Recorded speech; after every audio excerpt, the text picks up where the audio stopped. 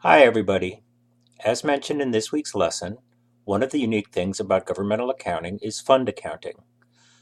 This PowerPoint provides some additional detail on the types of funds that governments use and the relationship between the fund financial statements and the government-wide financial statements. As you'll see in the text, under GAAP for state and local governments, the basic financial statements consist of two separate sets of financial statements, the government-wide statements and the fund financial statements. The government-wide financial statements are a fairly recent addition to governmental accounting. They were added by GASB Statement 34 about 5 or 6 years ago.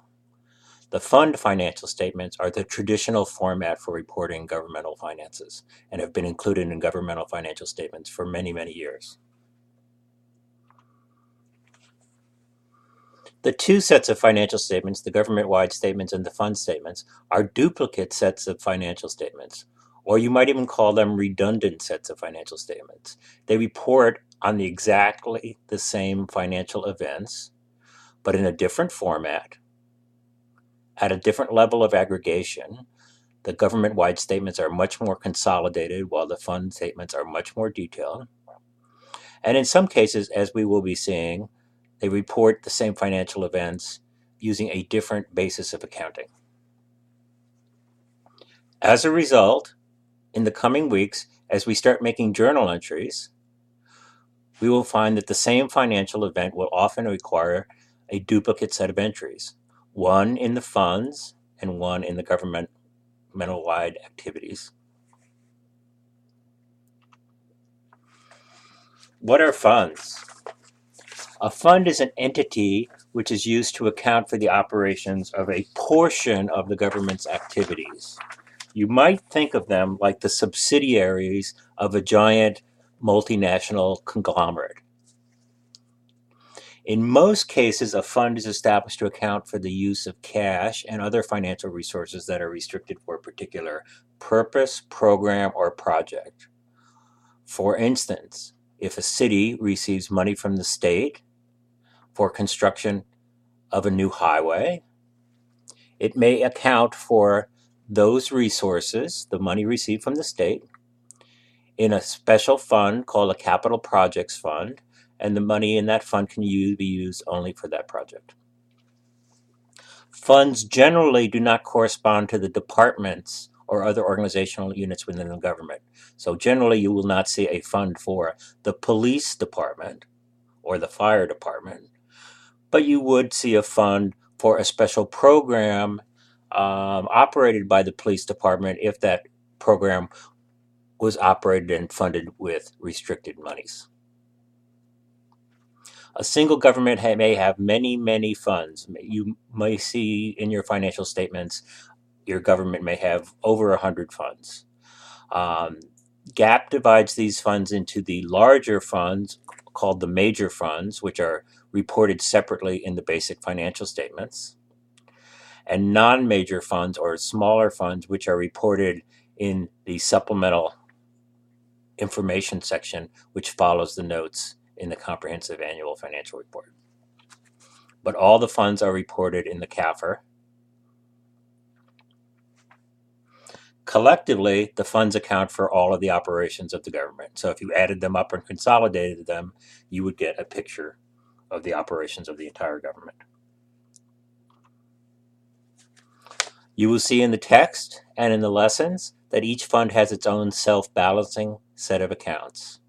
What does this mean? It means, one, that each fund has its own independent financial statements, a balance sheet and an income statement. Each fund has its own ledger with its own asset, liabilities, revenue, and expenditure or expense accounts. And most importantly, journal entries are always balanced within each fund. A debit in one fund is never balanced with a credit in another fund. But like the subsidiaries of a corporation, funds can do business with each other, and we will be seeing this over the coming weeks.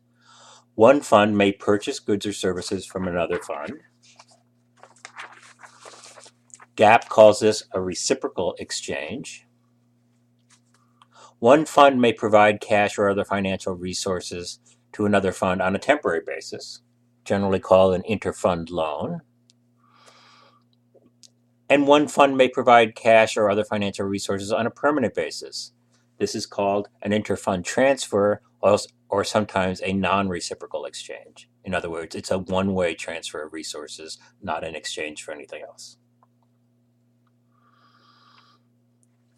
The types of funds. GAAP for governments establishes three major categories of funds: the governmental funds, the proprietary funds, and the fiduciary funds.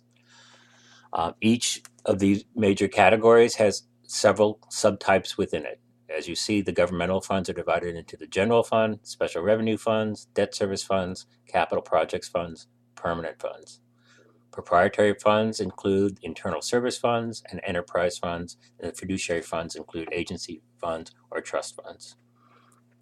Each fund type has a particular purpose, and over the next few weeks, we'll be looking at each of the fund types and how they are used. Generally, the governmental funds account for resources that are derived from taxes or governmental grants for services and programs and projects of sort of a governmental nature.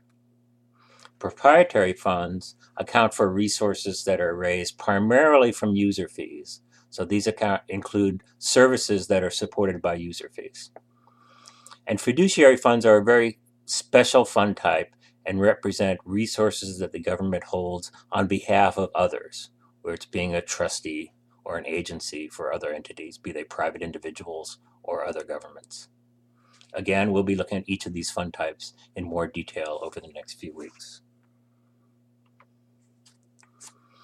This last slide shows the relationship between the fund financial statements and the governmental-wide financial statements. As we just discussed, the fund financial statements are presented by fund and categorized into the general categories: governmental funds, proprietary funds, and fiduciary funds. So as you can see, there can be many, many, many funds included in the fund financial statements. The governmental-wide statements are much more aggregated and are really just simply divided into two parts: the governmental activities and the business type activities. You could think of these as two giant super funds, if that is an easy way to visualize it. Now, the arrows on this table show the relationship between the fund statements and the government-wide financial statements. The governmental activities portion of the government-wide statements is a consolidation of all of the governmental funds plus the internal service funds. The business type activities are a consolidation of all of the enterprise funds.